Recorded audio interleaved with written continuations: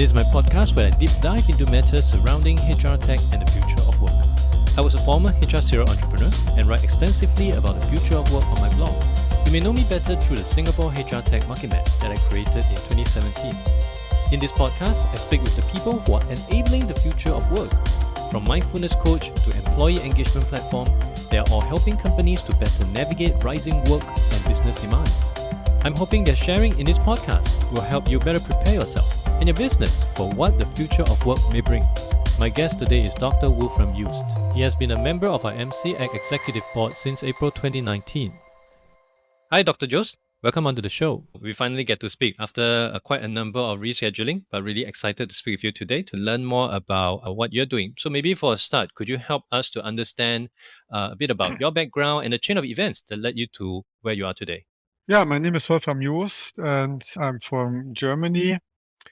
In my career, I had three major steps. I studied business science in Germany in a small city close to the French border.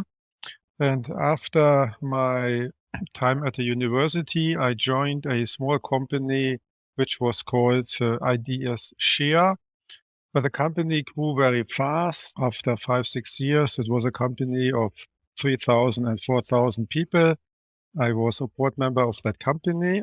Then the company was sold to another German company, Software AG, a bigger company, the second biggest software company in Germany. And I was also 10 years board member of this company. And then 3 years ago, I joined IMC, a company I knew since its foundation, because the founders of IMC had been colleagues of mine during my study at the university. And I do understand today the key thing that we want to discuss about would be on learning analytics, which is one of the key things that IMC focuses on. For audiences who may not be familiar, could you help us to better understand what exactly is learning analytics and how is it being applied? To understand learning analytics, I think it's important to understand analytics in general. So when we talk about software, when we talk about business applications, analytics is very often named. And analytics on a high level is nothing else than doing the math on data. You have mathematical operations like addition, multiplication, subtraction, and you apply these mathematical rules to data sitting in a database.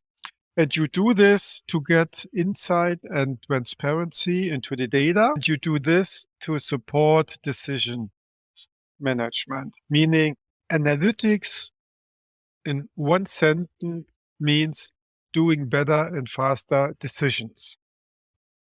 And of course, decision management is needed in all areas in a company, also in learning and development. But in the past, learning and development was missing the analytics component. And in my opinion, it's very important that learning and development also applies analytics and analytics capabilities to their data to really support faster and better decisions, because decisions is what we all do every day. And the better the data, the better our decisions. And therefore, I'm a big fan of learning analytics to support better decisions in learning and development. Could you give an example on new decisions specifically that could be made due to the availability of analytics, which otherwise may not even have come across the minds of L&D people in the traditional sense? Well, there are some simple things like quality of courses.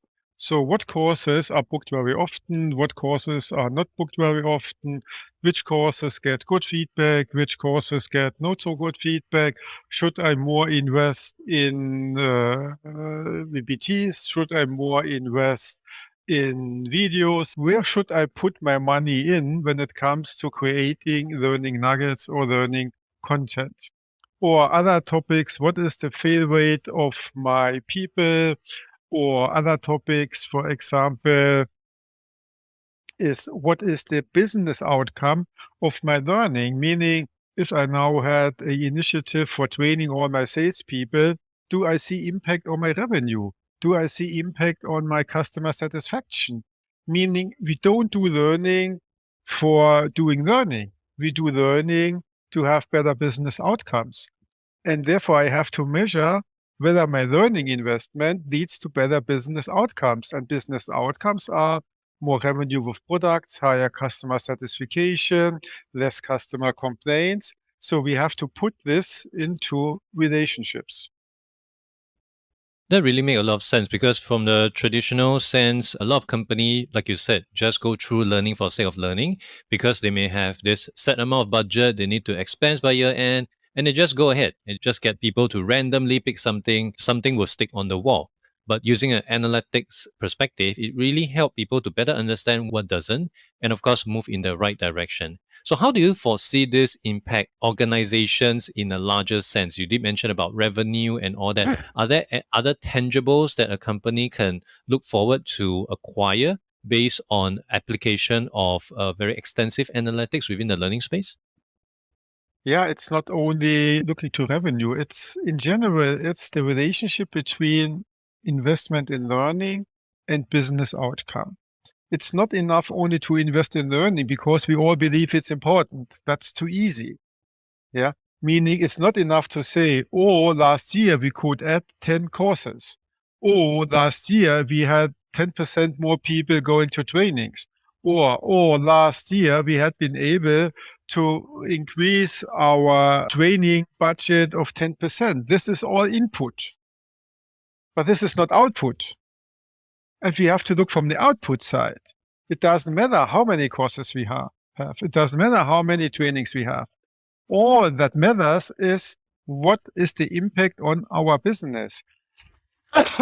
Sorry. And that's what we have to measure.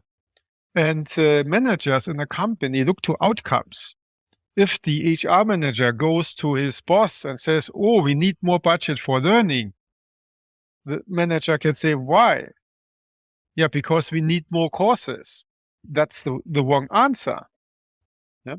The answer is always on business outcomes. So the answer is, if we put more money in training and learning and development for our salespeople, we can sell more cars, or we can improve our customer satisfaction, or we can reduce customer complaints. And this is what people from learning and development have to understand.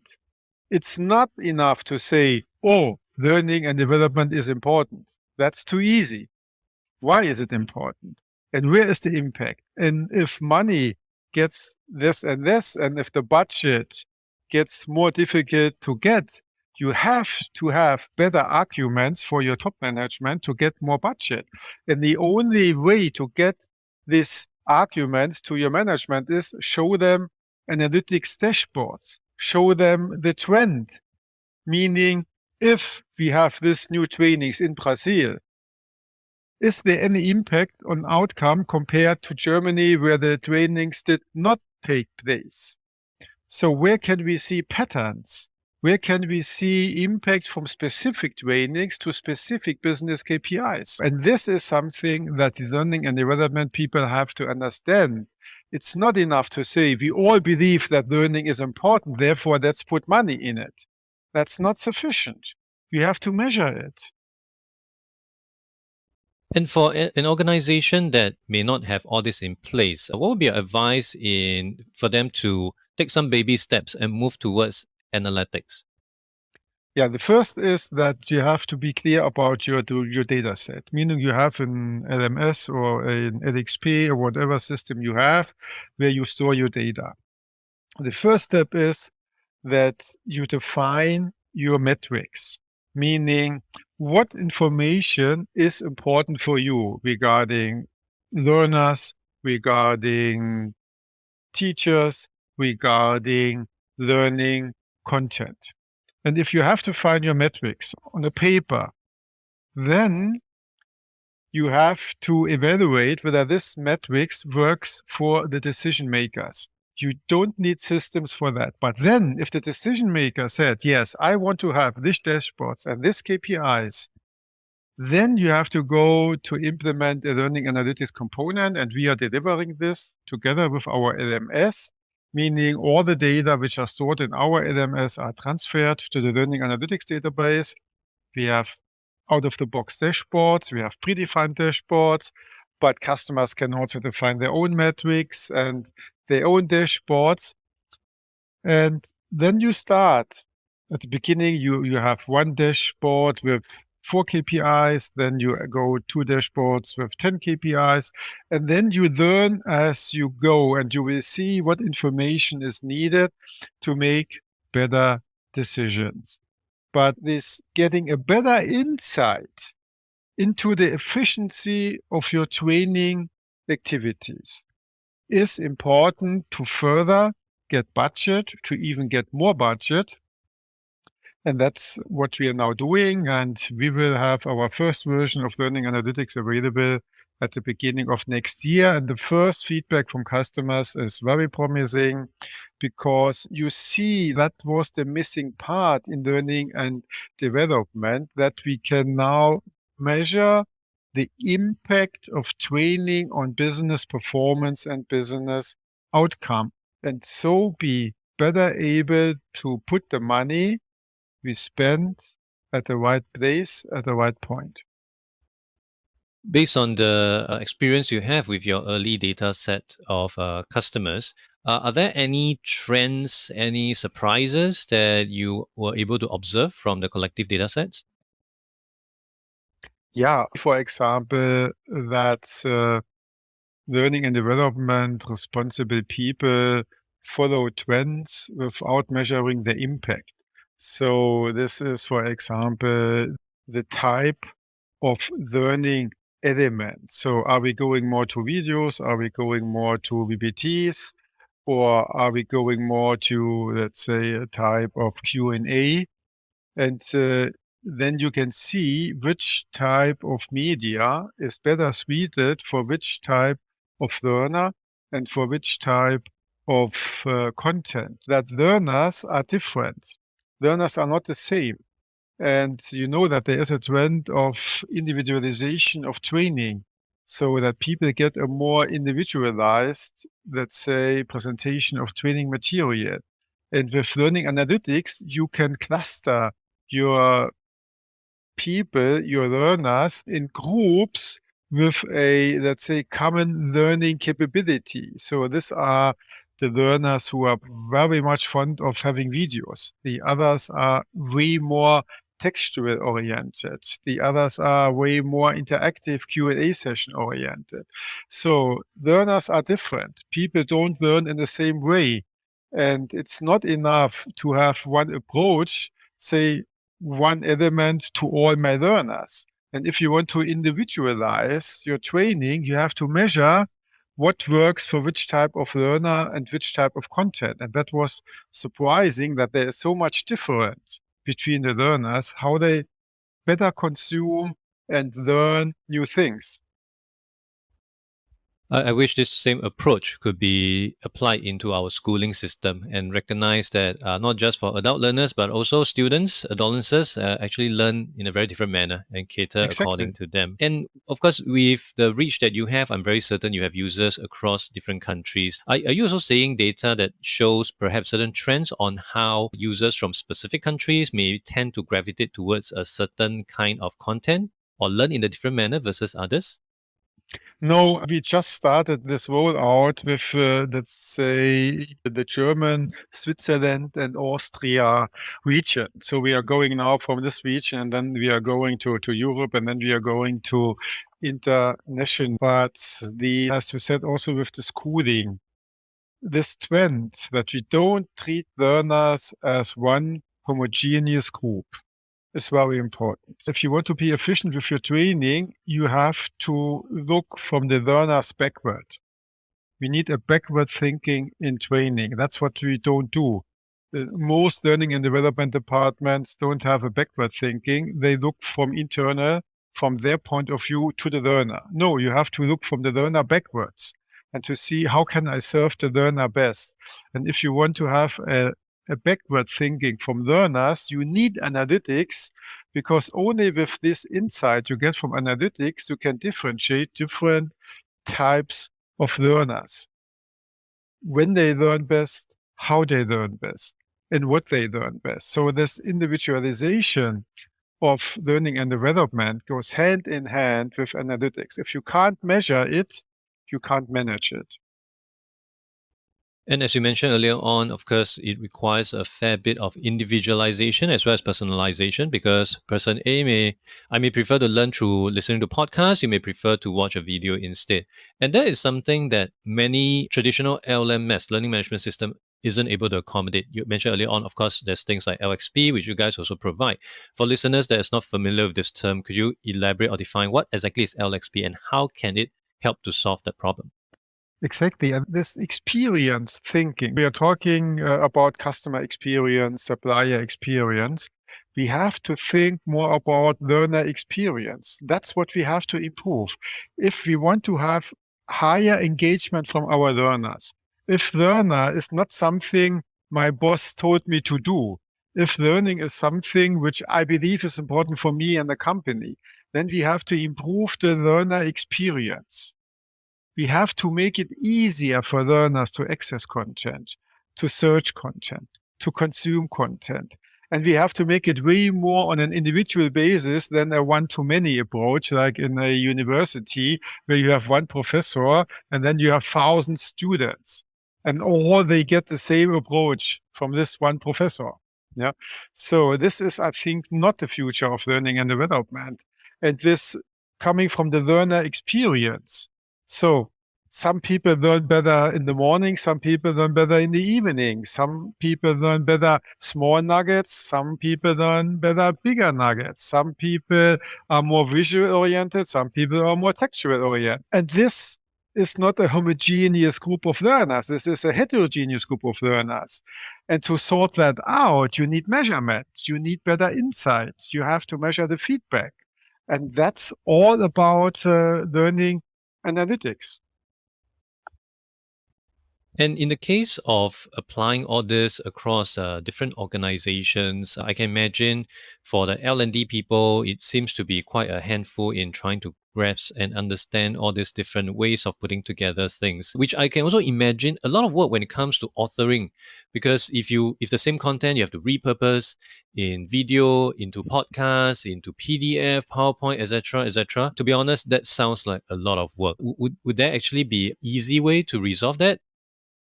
Yeah, so this is another trend, is this user-generated content, meaning today the learning and development processes are still very formal, highly governed, highly complex, meaning it takes a lot of time to define the content, to create the content, to validate new content, to publish the content, to provide the content, to get access to the content. So this is a very formal, very heavyweight process. And that doesn't work in a, let's say, dynamic world. So therefore, what we also have developed is a new authoring tool for user-generated content. Means that not only the experts are able to generate content, also the business people who have the knowledge in their mind are able to create content in a very simple, easy, and a very fast way. And then you have an idea and you create a small piece of content with this tool. You can do that in an hour, and then you publish it to a channel and people can subscribe to it. So this whole life cycle from there is an idea for a new content until content is available for consumption. This needs to be shortened. It takes too long. Yeah. So if I have to train my people in machine learning, I don't have 2 years time. So I have to do it very fast. And therefore, there is a new type of learning, which is more what we call self-directed learning, meaning that the learner gets way more power. The learner is not only a learner, the learner can also be a content creator. So meaning the roles are mixing and we don't have this static, this is the learner and the learner only can learn, this is the teacher and the teacher can only teach, and this is the administrator and he can administer. So we have to be way more flexible. A teacher can also be a learner, and a learner maybe also be a teacher somehow, and a learner can be a content creator. So with the right tools and with the right experiences, that's possible. So this classical, highly governed, highly structured, heavyweight, and highly expensive processes, they are not the future. Yeah, they may be relevant for some very specific types of learning, but this involve the masses in content creating is also a trend we see and where we provide solutions. You reminded me of something I read before, that the best way to learn is to teach that topic to someone else. And in your case, of course, it means, like you said earlier on, the learner can be a teacher, teacher can be a learner, and in the end, all of us learn together. Given Yeah, your that's how it is. experience, given your experience in this space and is pretty extensive, what do you foresee to be the future of learning as we move into, of course, what I would consider as an old normal, because the new normal has been around for some time. What do you see to be the future of learning? Yeah, so I think there are 2 or 3 major trends. So one trend clearly is individualization, meaning you can't have the approach that you serve all the learners with the same approach, meaning individualization of content, individualization of processes. The other trend is that with learning analytics applied to the learning processes, you get way better transparency, insights, and you can make decisions faster and better. Together with that, this relationship between learning and business outcome will become a very important aspect. If a learning and development responsible person is not able to communicate the business success of learning, he will have a hard time in the future. So business outcome orientation is one, individualization is second. And the third is this self-directed learning, meaning that you have to look from the learner backwards. You have to put the learner in the center of the learning and development processes. And you have to give learners more flexibility when they learn, how they learn, what they learn. You have to put the learner also as a content creator, meaning learners have knowledge, so they can create also content for other people who need this knowledge. And also this mixture of learner and teaching. So as you said, you only understand something if you can teach it in an easy way. If you are not able to teach what you have learned, you really don't really understood it. Yeah? So again, individualization, business outcome orientation, analytics applied, and also the self-directed learning, meaning that we are developing a new capability, which is channels, meaning channels are, let's say, is a new type of learning approach where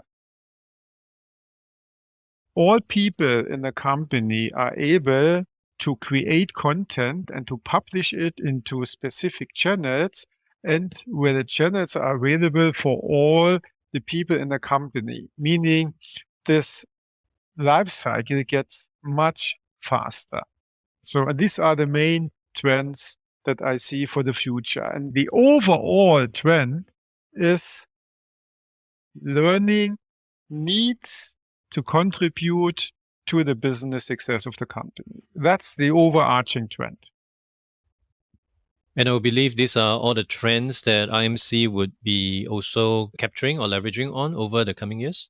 Yeah, we are. So I think we are a pioneer in learning analytics. We are a pioneer in user-generated content. I think we are one of the first companies putting business outcome as the overarching goal of learning onto the table. And also with the self-directed, we want to have a side-by-side approach between directed learning and self-directed learning. We are also an innovator in that space. So we are following all this for, let's say, innovation areas, and we really have to find innovation areas where people are focusing on self-directed learning, user-generated content, analytics, business outcome orientation. So that is how we have organized our R&D department and product management department. Exciting days. And for people who is keen to learn more about yourself as well as IMC, where should they go to? Yeah, I think they can contact us. I think we have a pretty good website. There are all people listed, so people from marketing, people from product management, people from sales. And if somebody needs more information, go to the website, try to contact us, and we are very responsive. And we will come back to you and provide you the information which are needed. Thank you so much. This and all will be placed into the show notes. Once again, Dr. Jost, thank you for coming onto the show. Happy and lovely speaking with you. Thank you very much. Thank you for listening to the podcast. You can refer to the show notes for links to more information about our guests and their businesses. If you enjoyed this podcast, it would be helpful to give a review on iTunes or follow me on Spotify. If you're using Overcast, please hit the star button under the episode. That will help get this episode and podcast out to more people who may find it useful. I'll see you in the next episode of The Adrian Tan Show.